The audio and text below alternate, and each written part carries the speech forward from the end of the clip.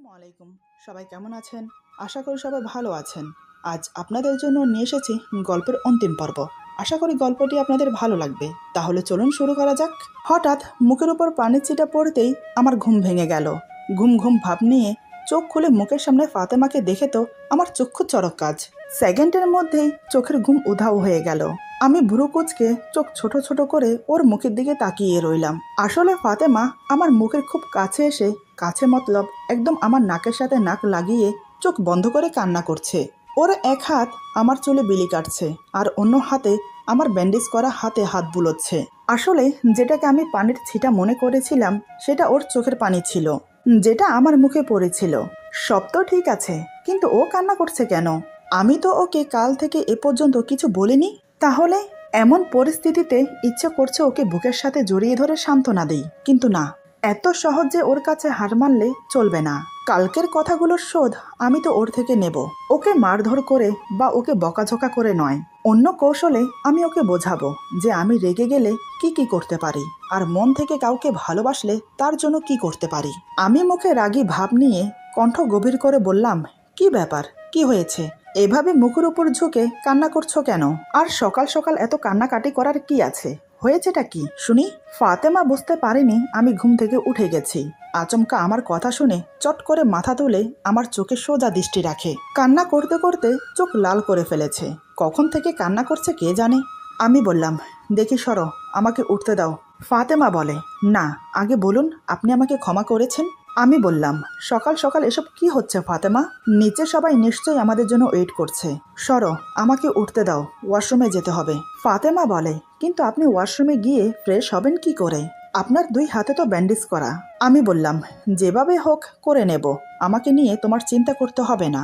এই বলে আমি উঠে ওয়াশরুমে চলে গেলাম। প্রায় বেশ কিছুক্ষণ পর ফ্রেশ হয়ে বেরিয়ে এলাম, কিন্তু আমার দুই হাতের ব্যান্ডেজ ভিজে গেছে, তাই সেটা খুলে ফেলে দিলাম।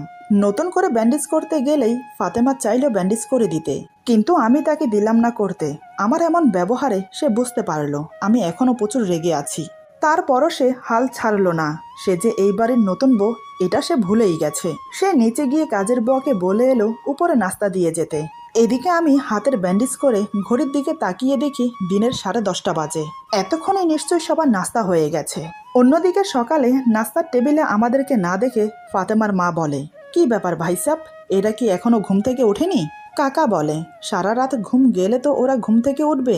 আপনি হয়তো জানেন না, কাল ওরা এই বাড়িতে ছিল না। রাতে ওরা আমাদের অন্য বাড়িতে চলে গিয়েছিল।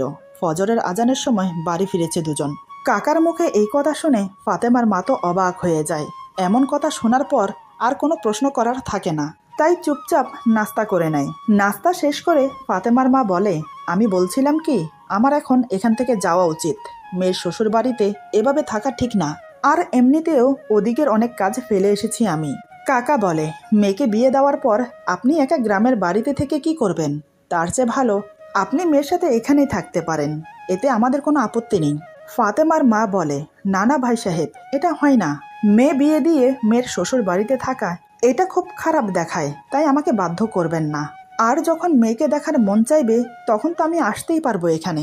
কাকা বলে, ঠিক আছে, আপনি যেমন মনে করেন, তবে আরো কয়েকটা দিন থেকে যান, ফাতেমার জন্য হলেও। ফাতেমার মা ঠিক আছে বলে উপরে চলে গেল। এদিকে ফাতেমার রুমে আসার কিছুক্ষণ পর নাস্তা দিয়ে গেল কাজের বুয়া। ফাতেমা প্লেটে নাস্তা বেড়ে হাতে করে পরোটা আর আমলেট কিছুটা নিয়ে আমার মুখের সামনে ধরে বলে, হাঁ করুন। আমি বললাম, আমি খাবো না, আমার খিদে নেই। ফাতেমা বলে, খিদে নেই বললেই হলো? সকাল 10:30 বাজে, এতক্ষণে নিশ্চয়ই আপনার খিদে পেয়েছে। প্লিজ খাবারটা খেয়ে নিন। আমি বললাম, কেন জোর করছো? বললাম তো আমার খিদে নেই। ফাতেমা বলে, আমি জানি আপনার খিদে লেগেছে, কিন্তু আমার উপর রাগ করে খাচ্ছেন না। সরি বললাম তো, পায়ে ধরেও তো ক্ষমা চেয়েছি, ক্ষমা করে দিন না। আর কখনো আমি আপনার মুখে মুখে তর্ক করব না, কথা দিচ্ছি। আমি বললাম, সত্যি বলছি, আমার খিদে নেই, বরং তুমি নাস্তা করে নাও, তারপর তোমাকে নিয়ে নিচে যাব। কাকা আর মা নিশ্চয়ই নিচে আছে। আমার কথা শুনে ফাতেমা একটু ঘাবড়ে যায়। ফাতেমা বলে, কেন, ওনাদের কাছে কেন যাবেন?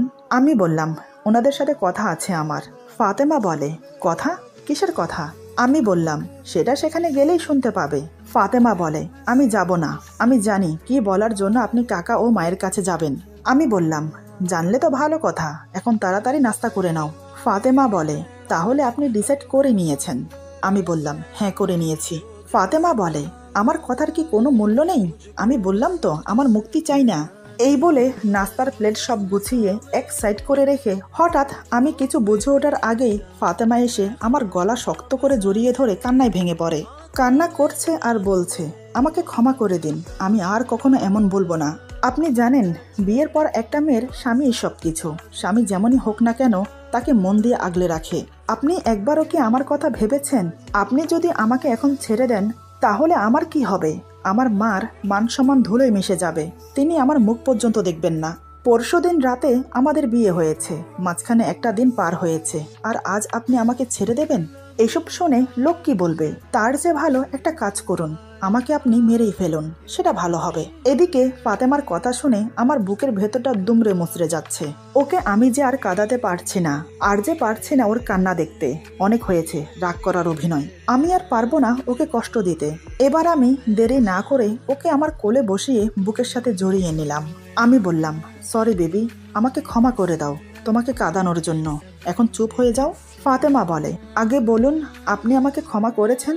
আমি বললাম, করেছি, তবে আগে বলো আর কখনো এমন কথা বলবে? ফাতেমা বলে, না, যে কথায় আপনাকে কষ্ট দেয় তেমন কথা আমি কখনো বলবো না। আমি বললাম, আর কখনো আমার কাছ থেকে মুক্তি চাইবে? ফাতেমা বলে, না। আমি বললাম, আমাকে স্বামী হিসেবে মানো? ফাতেমা বলে, মানি। এবার আমি ফিসফিস করে বললাম, ভালোবাসো আমাকে?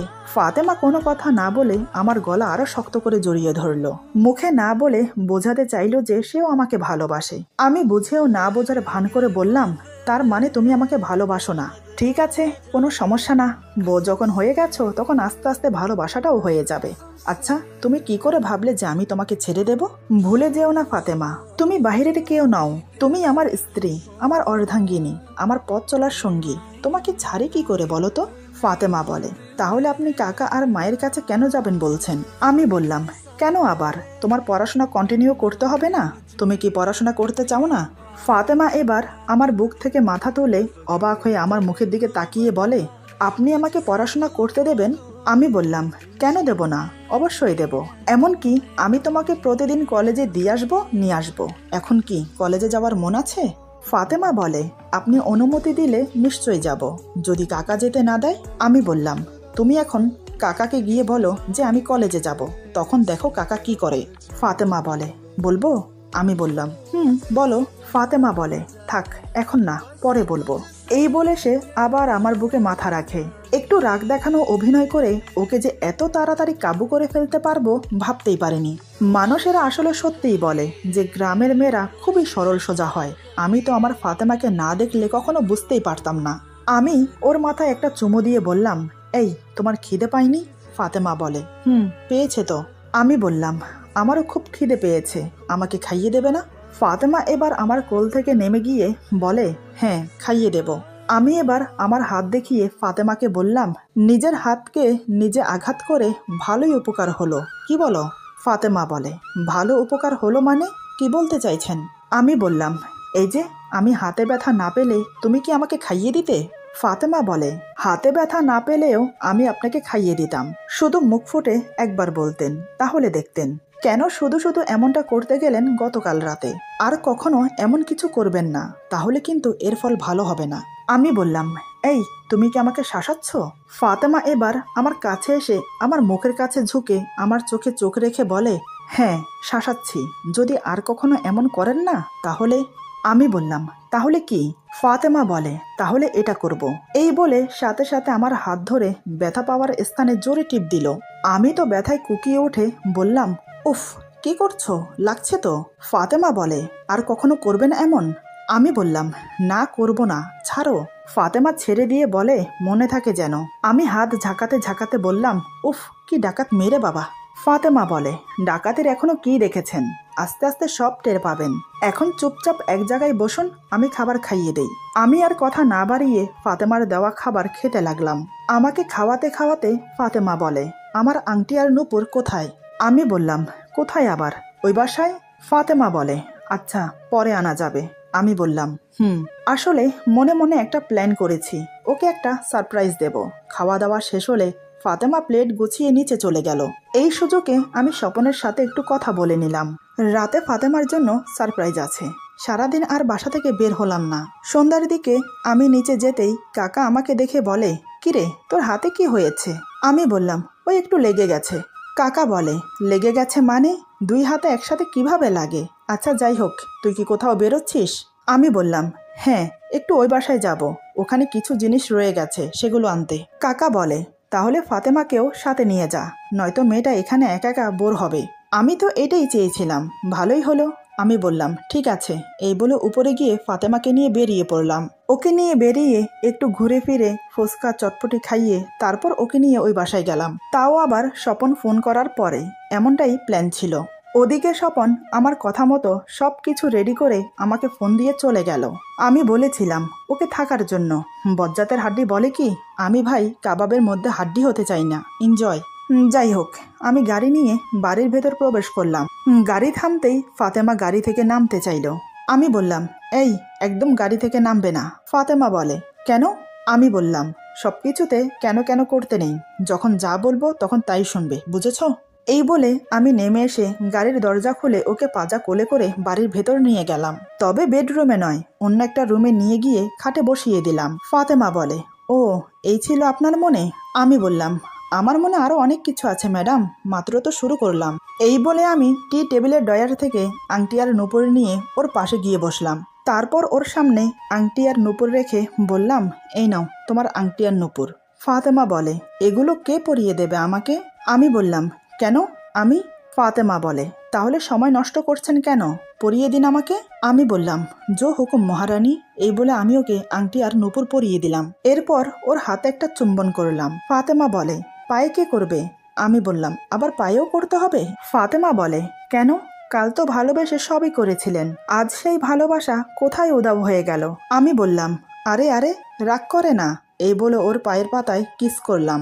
আমি বললাম, এবার হয়েছে? ফাতেমা বলে, হয়েছে। আমি বললাম, এবার বলো, এই আংটি আর নূপুর তোমার পছন্দ হয়েছে? ফাতেমা হাতের রিং ঘোরাতে ঘোরাতে বলে, খুব পছন্দ হয়েছে। আমি জোরে একটা নিঃশ্বাস ফেলে বললাম, যাক, তোমার তো পছন্দ হয়েছে, তাতেই চলবে। এই বলে ওর হাতে একটা চুমো খেলাম। ফাতেমা আমাকে বাধা দিল না, সে শুধু চোখ বন্ধ করে নিল। আমি বললাম, তুমি আমার সাথে অন্যায় করেছ, তার শাস্তি তো তোমাকে পেতে হবে। আচমকা এমন কথায় ফাতেমা ভেবাচাকা খেয়ে যায়। ফাতেমা আমতা আমতা করে বলে, অন্যায় করেছি মানে? আমি বললাম, অন্যায় করেছ বই কি। কাল কত সুন্দর ফুল দিয়ে সাজানো বাসর ঘরে তোমাকে আদর করতাম, আর তুমি কি করলে? ফাতেমা বলে, বারে, আমার কি দোষ? আপনাকে দেখলেই তো আমার ভয় লাগে, তাতে আমি কি করব? আমি বললাম, তো ম্যাডাম এখন কি আপনার ভয় কেটেছে? ফাতেমা বলে, আমি বললাম, আর আমাকে দেখলে চেঁচামেচি বা উল্টোপাল্টা কথা বলবেন? ফাতেমা বলে, না। আমি বললাম, তাহলে এখন আপনাকে নিয়ে আধুরা বাসর রাত আজ পূরণ করতে পারি? ফাতেমা বলে, কিন্তু আপনি আমাকে আপনি আপনি বলছেন কেন?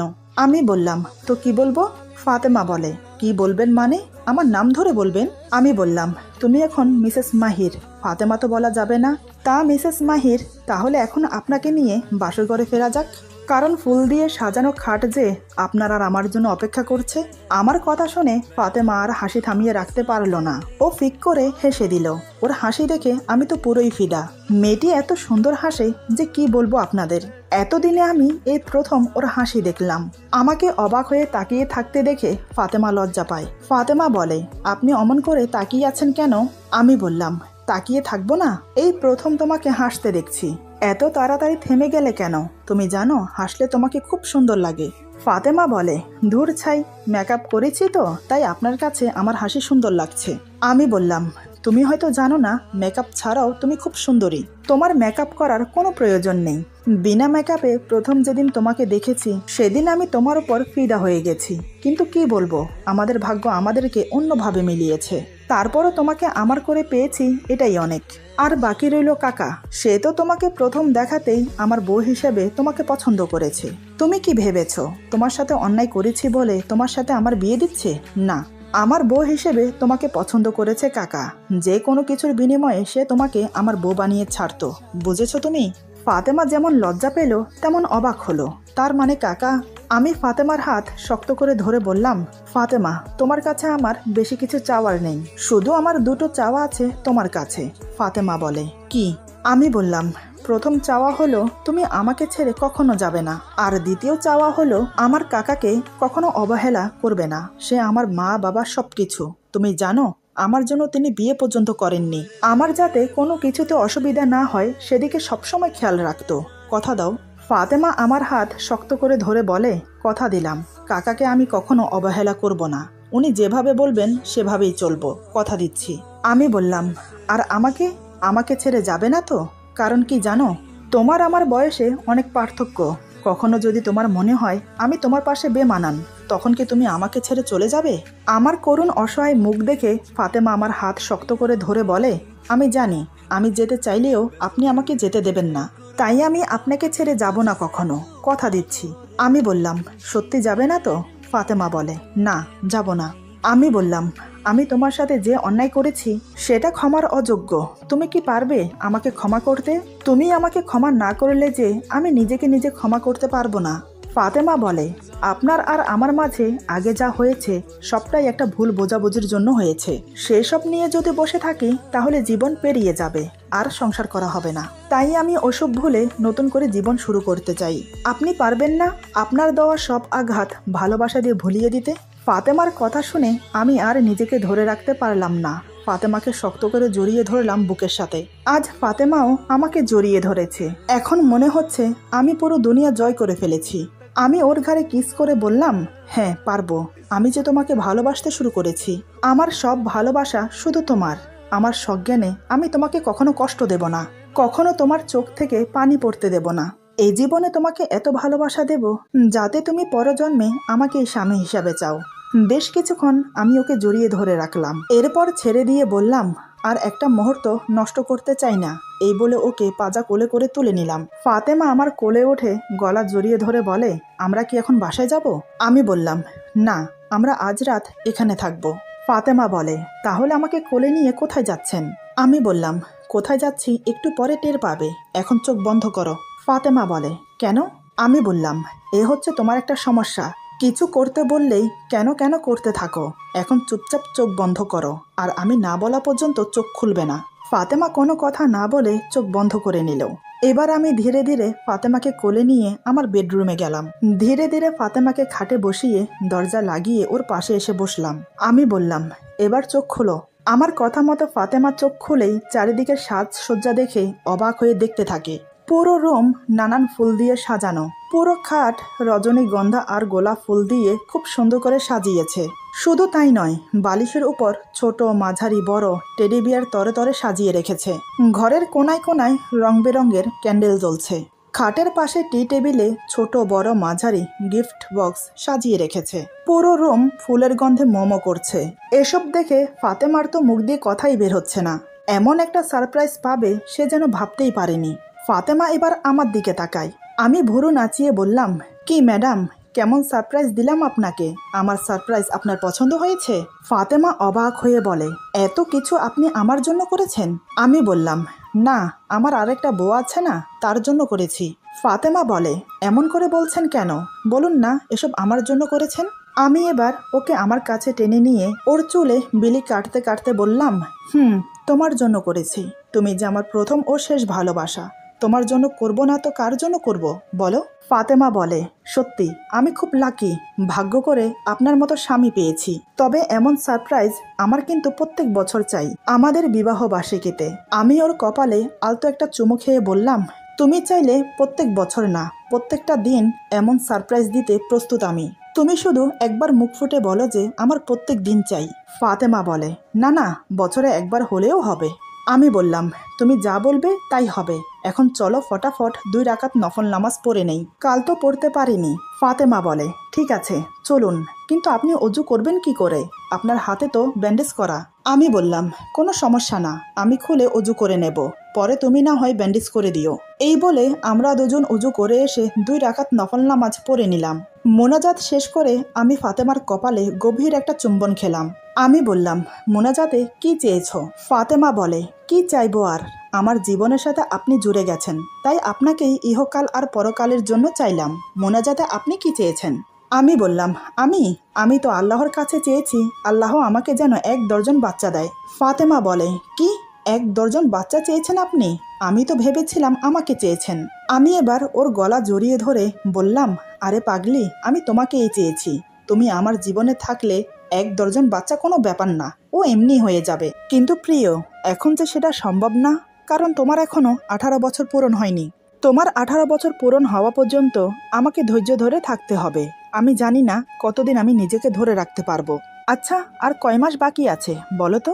ফাতেমা বলে, বেশি না, আর মাত্র 1 মাস 12 দিন বাকি আছে। আমি বললাম, তুমি ভালো না, মিথ্যেও তো বলতে পারতে যে আর 2 দিন বাকি আছে।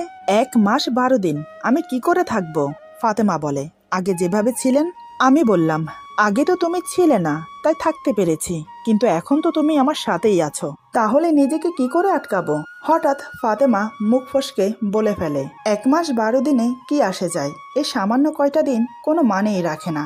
আমি এখন প্রাপ্তবয়স্ক, তাই আমার কোনো সমস্যা হবে বলে আমার মনে হয় না। কথাগুলো বলে নিজেই লজ্জায় পড়ে যায়।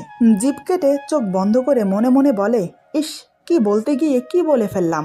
লজ্জায় লাল হয়ে গেছে ফাতেমা। আমি তো ফাতেমার কথা শুনে মহা খুশি। তাহলে আজ আমার বাসর ঘর বৃথা যাবে না। আজ আমি ওকে পরিপূর্ণ করে নিজের করে পাবো। আলিঙ্গন মুক্ত করে ওর মুখের দিকে তাকিয়ে দেখি ফাতেমার মুখ লজ্জায় লাল হয়ে গেছে। আমি বললাম, এই তুমি কি বললে এখন? আরেকবার বলো না। ফাতেমা আমার বুকে মুখ লুকিয়ে বলে, আমি কিছু বলিনি, কিছু জানি না আমি। আমি বললাম, কিছু জানি না বললেই হলো? একটু আগেই তো তুমি বললে তুমি এখন প্রাপ্তবয়সী, তাই তোমার কোনো সমস্যা হবে বলে তোমার মনে হয় না। এই বলো না, তোমাকে আদর করতে দেবে? ব্যাস একবার হ্যাঁ বলো, আর কিছু বলতে হবে না। দেখো আমার ধৈর্যের বাঁধ ভেঙে যাচ্ছে, প্লিজ একবার হ্যাঁ বলো। এই ফাতেমা, বলো না প্লিজ, একবার বলো। ফাতেমা লজ্জায় আমাকে শক্ত করে জড়িয়ে ধরে রেখেছে, কোনো কিছু বলছেও না, মুখও দেখাচ্ছে না। আমি আবার বললাম, দেখো ভালো হচ্ছে না কিন্তু। আমি কিন্তু সত্যি সত্যি তোমাকে এখন আদর করতে শুরু করে দেব, তখন কিন্তু তুমি কিছু বলতে পারবে না। কি হলো বলো? কিন্তু না, ফাতেমা কোনো কথাই বলছে না। বুঝতে পারলাম সে রাজি। তার নীরবতা, তার লজ্জা আমাকে তাই জানান দিচ্ছে। এবার আমার আর তর সইছে না। আমি ফাতেমাকে ধীরে ধীরে বিছানায় শুইয়ে দিলাম। সে এখনো আমার বুকে মুখ লুকিয়ে আছে। হাতের পাশে লাইটের সুইচ ছিল, লাইট বন্ধ করে ডিম লাইট জ্বালিয়ে দিলাম। নীল রঙের ডিম লাইটের আলোয় পুরো ঘরে নীল আভা ছড়িয়ে পড়েছে। আমি ফাতেমার কানের কাছে ফিস ফিস করে বললাম, এইভাবে আর লজ্জা পেও না। আজ তোমার লজ্জা আমি হরণ করব, কারণ তোমার এই লজ্জা আমাকে আরো আকৃষ্ট করছে তোমার প্রতি। তোমাকে আজ আমি এত ভালোবাসা দেব যা তুমি কখনোই ভুলতে পারবে না। তবে আজ এই ফুলসজ্জা রাত যে এত সুখময় হবে আমি ভাবতে পারিনি। সব তোমার জন্য হচ্ছে। তোমাকে ধন্যবাদ দিয়ে আমি ছোট করব না। আজ আমার ভালোবাসা দিয়ে তোমাকে বুঝিয়ে দেব আমি তোমাকে কতটা ভালোবাসি। এই বলে ওর বুকে জড়িয়ে রাখা ওড়না খুলে খাটের নিচে ফেলে দিলাম। ফাতেমা এখনো চোখ বন্ধ করে আছে। আমি ওর বন্ধ চোখের দিকে তাকিয়ে ওর বুকে হাত রাখলাম। এক পা ওর পায়ের ওপর তুলে ওর কপালে, গালে, চোখে চুমু খেতে লাগলাম। ওর গোলাপি ঠোঁটে আলতো করে চুমু খেয়ে ঠোঁট জোড়া মুখের ভেতর পুরে নিলাম।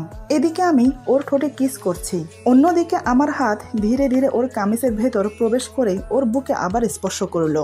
বেশ কিছুক্ষণ পর ধীরে ধীরে ওর কামিজ খুলে দিতেই ফাতেমা আমাকে জড়িয়ে ধরলো। ওর অর্ধনগ্ন শরীরের স্পর্শে আমি আর নিজেকে ধরে রাখতে পারলাম না।